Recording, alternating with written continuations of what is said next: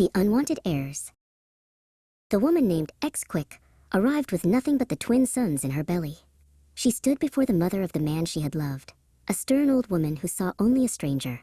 "They are his," Xbalanque said, her voice steady despite the weariness in her bones. The old woman's face was like carved stone, her eyes giving nothing away. The grandmother did not want to believe. Her first sons were gone, lost to the underworld. But she let Xbalanque stay, giving her a corner of the house to sleep in. She watched the young woman's belly grow, her heart a knot of old grief and new suspicion. She already had grandsons, after all. In time, 2 boys were born. The first was named Hunahpu. He was quiet and watchful, his eyes seeming to hold the wisdom of the stars. Xbalanque held him close, whispering promises of a life he deserved, a life of honor and strength.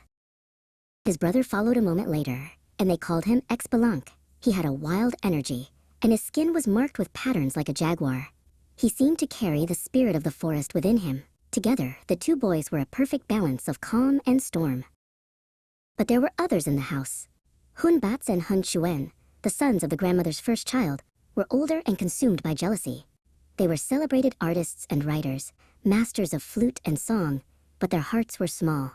They looked at the new babies with contempt. As the twins grew, the grandmother favored her older grandsons. Hunahpu and Xbalanque were loud and energetic, not like the refined artists she adored. She often ignored their cries and saved the best food for Hunahpu and Hunahpu, leaving the twins with only scraps.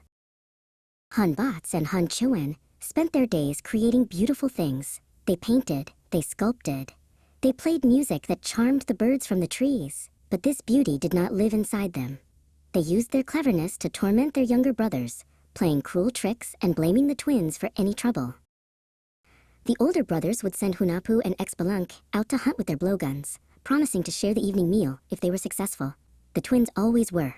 They were natural hunters, silent and swift. One day, the twins brought back a host of birds for the family stew. As they presented them, Hunahpu snatched the birds away. "These are for us," he declared. "You 2 can eat the chili peppers if you're so hungry." Xbalanque looked at his brother, a silent message passing between them. Their grandmother said nothing, and Hunahpu laughed. It was in that moment of shared injustice that the twins understood.